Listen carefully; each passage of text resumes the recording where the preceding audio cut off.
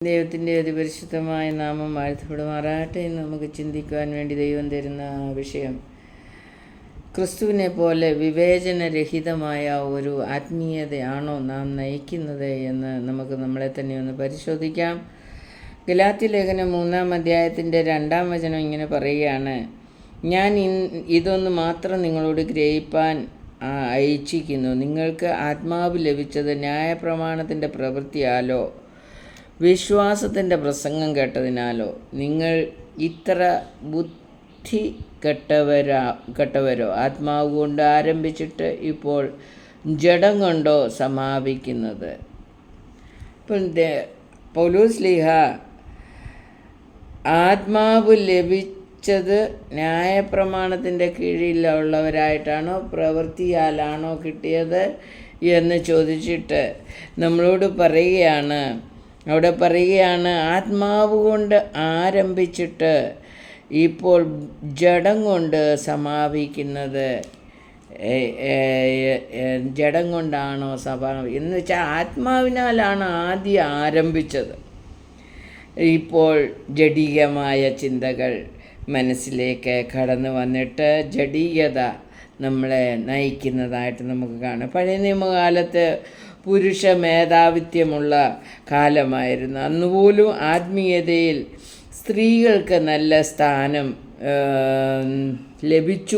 നൽകി എന്ന് നമുക്ക് കാണുവാൻ കഴിയുന്നുണ്ട്. എക്സാമ്പിളായിട്ട് നമ്മൾ പറഞ്ഞാൽ, മത്തായിയുടെ സുവിശേഷം നമ്മൾ വായിക്കുമ്പോൾ പഴയ പിഴച്ച താമാർ, മോവാബ്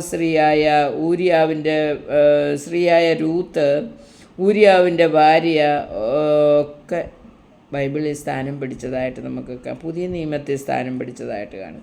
പഴയ നിയമത്തിൽ സാറ, റിബേക്ക, റാഹേൽ, ദെബോറ, രൂത്ത്, എസ്തർ ഇവരെല്ലാം എടുത്ത് കാണിച്ചുകൊണ്ട് ബൈബിൾ നമുക്ക് പറഞ്ഞു തരുന്നുണ്ട്. ഈ സ്ത്രീകൾ എത്ര ആത്മീയരായിരുന്നു എന്ന് നമുക്ക് കാണുവാൻ കഴിയും. പിന്നെ സ്ത്രീയെ അടിച്ചമർത്തുമ്പോഴും ഉപദ്രവിക്കുമ്പോഴും ഉപേക്ഷിക്കപ്പെടുമ്പോഴും ചൂഷണം ചെയ്യുമ്പോഴും സ്ത്രീയോടുകൂടെ ഐക്യത പുലർത്തുന്ന ദൈവമാണ് നമ്മുടെ ദൈവം എന്ന് അവിടെ നമുക്ക് കാണുവാൻ കഴിയുന്നുണ്ട്. ഉൽപ്പത്തി പുസ്തകത്തിൽ 2:18 വചനത്തിൽ പറയുന്നുണ്ട്, സ്ത്രീയെ ദൈവം പുരുഷന് തുണയായി നൽകി, അല്ലെങ്കിൽ തുണ എന്ന് പറഞ്ഞാൽ സഹായിയായി നൽകി എന്ന് നമുക്ക് കാണുവാൻ കഴിയും. പുരുഷൻ്റെ സഹായിയും ദൈവത്തിൻ്റെ പ്രതിനിധിയുമായിട്ടാണ് ദൈവം സ്ത്രീയെ സൃഷ്ടിച്ചത് എന്ന് നമുക്കവിടെ കാണുവാൻ കഴിയുന്നു. 1 പത്രോസ് 3:7 അവിടെ നമുക്ക് കാണുവാൻ കഴിയുന്നുണ്ട്. 3:7 പറയുകയാണ്, അപ്പം അങ്ങനെ തന്നെ ഭർത്താക്കന്മാരെ നിങ്ങളുടെ പ്രാർത്ഥനയ്ക്ക് മുടക്കം വരാതിരിക്കേണ്ടതിന് വിവേകത്തോട് ഭാര്യമാരോട് വസിച്ച് സ്ത്രീജനം ബലഹീനപാത്രമെന്ന് അവർ ജീവൻ്റെ കൃപയ്ക്ക് കൂട്ടവകാശികളെന്ന് ഓർത്ത് അവർക്ക് ബഹുമാനം കൊടുപ്പീൻ. അപ്പോൾ അവിടെ ഒരു ബലഹീനരാണ് സ്ത്രീകൾ എന്ന് എഴുതിയിരിക്കുന്നു. അതിൻ്റെ അർത്ഥം എന്താണെന്ന് ചോദിച്ചാൽ, ഇവിടെ ബലഹീനത എന്ന് പറഞ്ഞാൽ അർത്ഥം ചൂഷിത വിഭാഗം, മർദ്ദിത വിഭാഗം, അടിച്ചമർത്തപ്പെട്ടവർ എന്നൊക്കെ ചിന്തിക്കുവാൻ കഴിയും. എന്നാൽ ഇവർ ജീവൻ്റെ കൃപയ്ക്ക് കൂട്ടവകാശികൾ അല്ലെങ്കിൽ തുല്യ അവകാശികളാണ് എന്നവിടെ എഴുതിയിരിക്കുന്നു. അതുകൊണ്ട് ഭാര്യമാരെ എന്ത് ചെയ്യണം?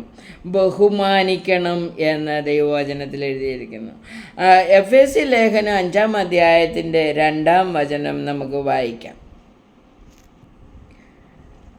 ഇങ്ങനെ എഴുതിയിരിക്കുകയാണ്: ക്രിസ്തു നിങ്ങളെ സ്നേഹിച്ചു നമുക്ക് വേണ്ടി തന്നെത്താൻ ദൈവത്തിന് സൗരഭ്യവാസനയായ വഴിപാടും യാഗവുമായി അർപ്പിച്ചതുപോലെ സ്നേഹത്തിൽ നടപ്പി. ദുർനടപ്പും യാതൊരു അശുദ്ധിയും അത്യാഗ്രഹവും നിങ്ങളുടെ ഇടയിൽ പേരുപറക പോലും അരുത്. അങ്ങനെയാകുന്നു വിശുദ്ധന്മാർക്ക് ഉചിതം. അപ്പം വിശുദ്ധന്മാർക്ക് ഉചിതമായിട്ട് നാം ജീവിക്കണം എന്ന് ദൈവവചനത്തിൽ നമ്മെ പഠിപ്പിക്കുകയാണ്. ഇവിടെ എഫേസ്യർ 5:2 പൗലോസ്ലീഹ പറയാണ്, അന്യോന്യം കീഴടങ്ങണം എന്ന് പറഞ്ഞു തുടങ്ങുക. പൗലോസ്ലീഹ പറയുകയാണ് അന്യോന്യം കീഴടങ്ങണം. കാരണം രണ്ടുപേരും ദൈവസ്വരൂപത്തിൽ സൃഷ്ടിക്കപ്പെട്ടവരാണ് എന്ന് നമുക്കവിടെ കാണുവാൻ കഴിയുന്നുണ്ട്. പുറപ്പാട് പുസ്തകം 15-ാം അധ്യായത്തിൻ്റെ 22-ാമത്തെ വചനം നമ്മൾ വായിക്കുമ്പോൾ അവിടെ നമുക്ക് കാണുന്നത് 22-ൽ കാണുന്നത് ക്ഷിപ്ര പൂവ എന്ന് പറയുന്ന 2 സ്ത്രീകളെ നമുക്ക് കാണുവാൻ കഴിയുന്നുണ്ട്.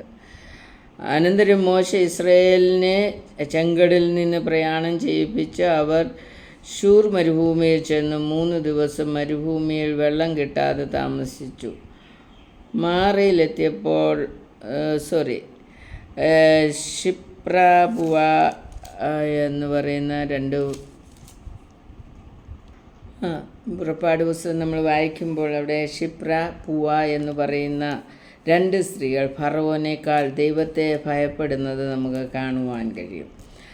അതുപോലെ സ്ത്രീകൾ ദൈവത്തെ ഭയപ്പെട്ട് ജീവിച്ചു എന്നുള്ളതിൻ്റെ എക്സാമ്പിൾസാണ് ഞാൻ പറയുന്നത്. ലൂക്കോസിൻ്റെ സുവിശേഷം നമ്മൾ വായിക്കുമ്പോൾ 8-ാം അധ്യായത്തിൻ്റെ 1 മുതൽ 13 വരെ നമ്മൾ വായിക്കുമ്പോൾ അവിടെയെല്ലാം നമുക്ക് കാണുന്നത് ദൈവരാജ്യത്തിൻ്റെ പ്രവൃത്തിയിൽ, അല്ലെങ്കിൽ കർത്താവായ യേശു ക്രിസ്തു ഭൂമിയിൽ വന്ന് പ്രവർത്തിച്ചതായ സമയത്ത്, സുവിശേഷം അറിയിച്ചതായ സമയത്ത് യേശുവിനോടുകൂടെ ഒരു വലിയ കൂട്ടം സ്ത്രീകൾ വേല ചെയ്തതായിട്ട് നമുക്ക് കാണുവാൻ കഴിയും.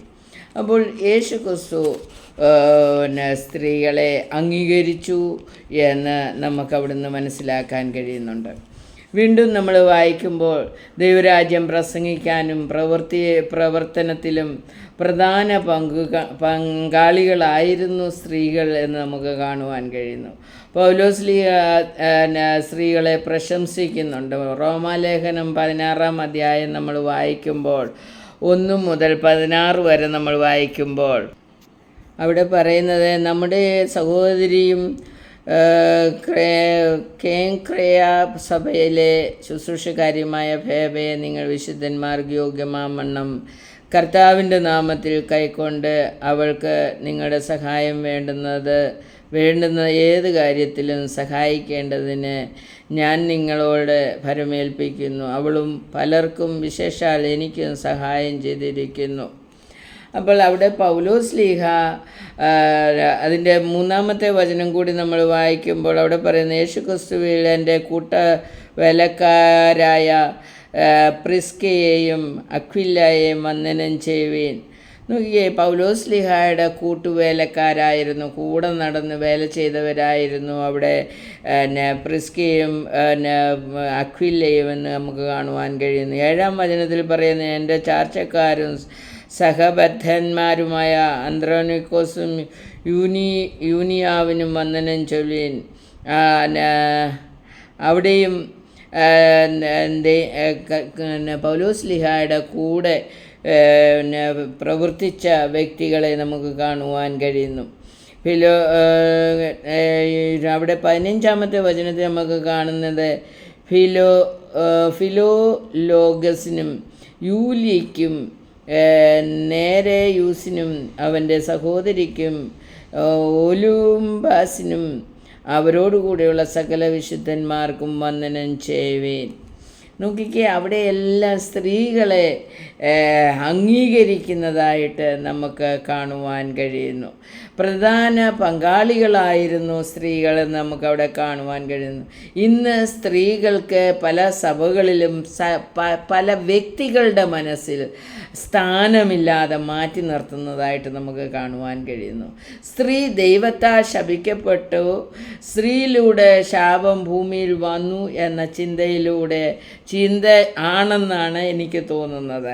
എന്നാൽ അതേസമയം സ്ത്രീയുടെ മോക്ഷത്തിനായി ദൈവം ഭൂമിയെ വീണ്ടും സന്ദർശിച്ചു, അനുഗ്രഹിച്ചു, രക്ഷിച്ചു. ലൂക്കോസിൻ്റെ സുവിശേഷം 1-ാം അധ്യായം നാം വായിക്കുമ്പോൾ സ്ത്രീക്ക് ഗർഭം നൽകി ശപിച്ചു എങ്കിൽ മറിയയുടെ ഗർഭത്തിൽ യേശു പിറന്നതോടുകൂടെ ലോകത്തിലുള്ള സകല സ്ത്രീയും പുരുഷനും ശാപമോക്ഷം പ്രാപിച്ച് അനുഗ്രഹിക്കപ്പെട്ടു എന്ന് നമുക്ക് കാണുവാൻ കഴിയുന്നുണ്ട്. മറിയ യേശുക്രിസ്തുവിനെ ഗർഭം ധരിച്ച് പ്രസവിച്ച് ലോകത്തിന് നൽകിയതോടുകൂടി പുരുഷൻ്റെ ശാപവും സ്ത്രീയുടെ ശാപവും മാറ്റിയത് സ്ത്രീയിലൂടെയാണ് എന്നുള്ളത് നാം മനസ്സിലാക്കണം. അതുകൊണ്ട് സ്ത്രീയെ ഒരു വിധത്തിലും മാറ്റി നിർത്തുവാൻ ആർക്കും കഴിയില്ല. കർത്താവ് മാറ്റിയില്ല എങ്കിൽ പിന്നെ ഈ ലോകത്തിലെ പാപികളായ മനുഷ്യർ മാറ്റി നിർത്തുന്നത് എന്തിനു വേണ്ടിയാണ്? സ്ത്രീക്ക് ദൈവം അംഗീകാരം നൽകി എന്ന് നമുക്ക് കാണുവാൻ കഴിയുന്നു. സകല സ്ത്രീയും പുരുഷനും ശാപമോക്ഷം പ്രാപിച്ചത് സ്ത്രീയിലൂടെ യേശുക്രിസ്തു പിറന്നതുകൊണ്ടാണ് എന്ന് നമുക്ക് കാണുവാൻ കഴിയുന്നു. യോഹന്നാൻ്റെ സുവിശേഷം 11-ാം അധ്യായം 15 മുതൽ 16 വരെ നമുക്ക് വായിക്കാം. അവിടെ നമ്മൾ കാണുന്നത് മാർത്തയെയും മറിയയെയും കുറിച്ചാണ്. ദൈവം എത്രയാണ് ആ കുടുംബത്തെ സ്നേഹിച്ചത്. മറിയെ അംഗീകരിക്കുന്ന, ദൈവവചനം കേൾക്കുന്ന, ദൈവത്തിൻ്റെ പാദപീഠത്തിലിരുന്ന് ദൈവവചനം കേൾക്കുന്ന ആ വ്യക്തികളെ അംഗീകരിക്കുന്ന ദൈവത്തെ നമുക്ക് കാണുവാൻ കഴിയും. തീമോത്തിയോസ് 2-ാം അധ്യായത്തിൻ്റെ 11-ാം വചനം നമ്മൾ തീമോത്തിയോസ് 2:11 പറയുകയാണ്. 1 തീമോത്തിയോസ് 2:11 പറയുന്നു, സത്യത്തെ വിശ്വസിക്കാതെ അനീതിയിൽ രസിക്കുന്ന ഏവർക്കും ന്യായവിധി വരേണ്ടതിന് ദൈവം അവർക്ക് ഭോഷ്ക് വിശ്വസിക്കുമാർ വ്യാജത്തിൻ്റെ വ്യാപാര ശക്തി അയക്കുന്നു. അതുകൊണ്ട് നാം ഭോഷ്കിൽ വിശ്വസിച്ച് ജീവിക്കുന്ന വ്യക്തിയാണോ അതോ വചനത്തിൽ വിശ്വസിച്ച് ജീവിക്കുന്ന വ്യക്തിയാണോ? നമുക്കും സ്ത്രീയിലൂടെ ദൈവം ചെയ്തുകൊണ്ടിരിക്കുന്ന പ്രവൃത്തിയെ അംഗീകരിക്കാൻ കഴിയണം, സ്വീകരിക്കാൻ കഴിയണം, ബഹുമാനിക്കാൻ കഴിയണം, അവർക്കും അവസരങ്ങൾ നൽകണം. ഒരു വിവേചനമില്ലാത്ത ജീവിതം അല്ലെങ്കിൽ ആത്മീയത നയിക്കുവാൻ നമുക്കിടയാകണം. ഗലാത്യർ 3:27 നമുക്ക് വായിക്കാം. അവിടെ പറയുകയാണ്, 27 മുതൽ താഴോട്ട് വായിക്കാം. ക്രിസ്തുവിനോട് ചേരുവാൻ സ്നാനമേറ്റിരിക്കുന്ന നിങ്ങളെല്ലാവരും ക്രിസ്തുവിനെ ധരിച്ചിരിക്കുന്നു. അതിൽ യഹൂദനും യവനനും എന്നില്ല, ദാസനും സ്വതന്ത്രനും എന്നില്ല, ആണും പെണ്ണും എന്നില്ല. നിങ്ങളെല്ലാവരും ക്രിസ്തു യേശുവിൽ ഒന്നത്രേ. ക്രിസ്തുവിനുള്ളവരെങ്കിലോ നിങ്ങൾ അബ്രഹാമിൻ്റെ സന്തതിയും വാഗ്ദാനപ്രകാരം അവകാശികളുമാകുന്നു. അപ്പോൾ നോക്കിക്ക്, സ്ത്രീക്ക് സഭയിൽ സ്ഥാനം കൊടുക്കാത്ത വ്യക്തികളോട് ഈ വചനം പറഞ്ഞ് മനസ്സിലാക്കി കൊടുക്കണം. സ്ത്രീയും പുരുഷനും തമ്മിൽ ഈ ലോകത്തിലാണ് വ്യത്യാസമുള്ളത്. ദൈവത്തിൻ്റെ സന്നിധിയിൽ യാതൊരു വ്യത്യാസവും ഇല്ല എന്നുള്ളത് മനസ്സിലാക്കി നമ്മുടെ ആത്മീയത വിവേചനരഹിതമാക്കുവാൻ ദൈവം തമ്പുരാൻ നമ്മളെ ഓരോരുത്തരെയും സഹായിക്കുമാറാകട്ടെ. ആമേൻ.